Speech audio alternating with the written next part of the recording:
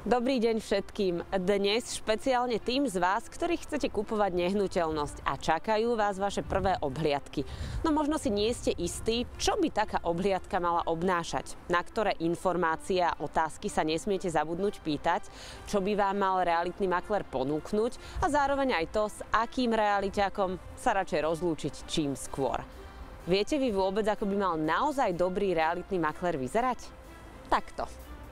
No dobré, nemusí to byť práve kópia tejto dámy, dlhonohá štíhla bruneta, ale skutočne dobrý realitný maklér by vám mal na obhliadke ponúknuť nasledovné informácie. Poďme sa pozrieť.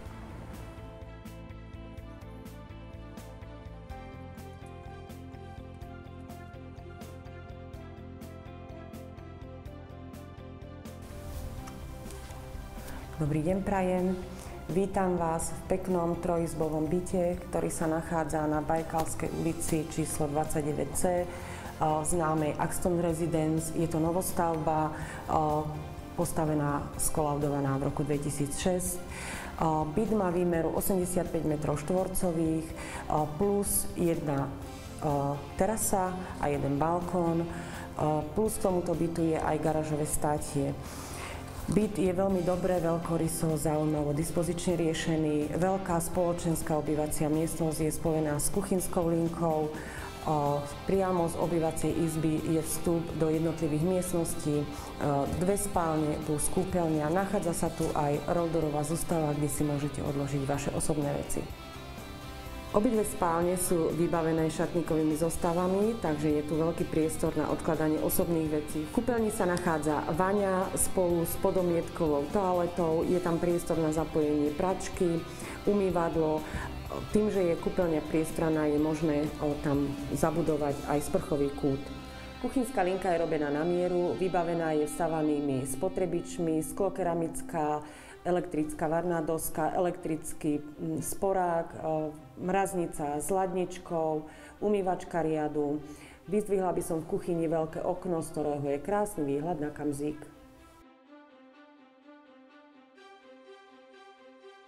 Spýtali ste sa už makléra na to, aký veľký je balkón či lóžia, ktorá k bytu prislúcha? Určite s tým neváhajte. No a potom dôležitá je aj občianska vybavenosť, teda to, čo je pre vás v okolí vašej novej nehnuteľnosti naozaj podstatné a dôležité. Škola, škôlka, pošta, reštaurácie, obchody alebo zaujímavé dopravné spojenie. A v konečnom dôsledku aj samotná lokalita, v ktorej sa nehnuteľnosť nachádza. Na tieto otázky by ste určite od dobrého makléra mali dostať odpovede.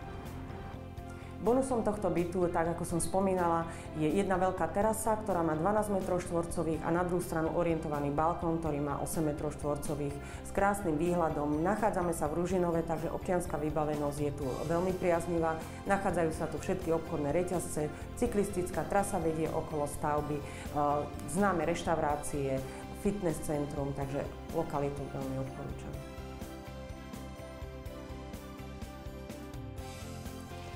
Realitný maklér by vám mal bez pochyby okrem iného ponúknuť aj informácie týkajúce sa veku domu, jeho stavu, konštrukcie, no a v prípade, že je zateplený aj to, kedy k tejto rekonštrukcii došlo.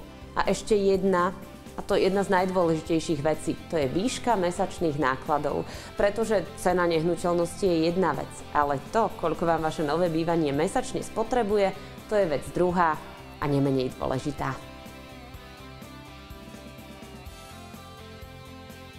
Stavba, v ktorej sa spomínaný byt nachádza, bola skolaudovaná v roku 2006.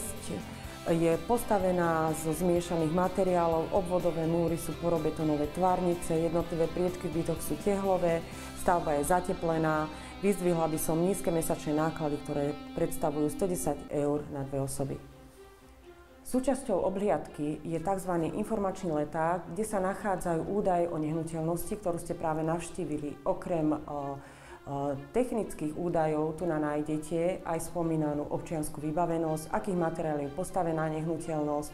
Súčasťou takéhoto letáku je aj pôdorys s presnými výmerami, takisto list vlastníctva, kde môžete vidieť presne meno majiteľa nehnuteľnosti, aj prípadne záložné práva, ktoré sa na liste vlastníctva nachádzajú. Je tu uvedená cena nehnuteľnosti, ktorá je kompletná a taktiež kontaktné údaje na realitného makléra, telefónne číslo plus mailová adresa, na ktorého sa viete s prípadnými ďalšími otázkami obrátiť. Ak si z dnešného magazínu vezmete čo i len trochu, aj tak budeme radi, že sme pomohli. Pýtajte sa na obhliadke makléra naozaj na všetko, čo vás zaujíma a nezabudnite žiadne dôležitosti. Ale čo v prípade, že nekupujete, naopak predávate nehnuteľnosť? Odpovieme si aj na to a dáme vám zo pár rád a tipov už v budúcom čísle magazínu, tento piatok. Dovidenia.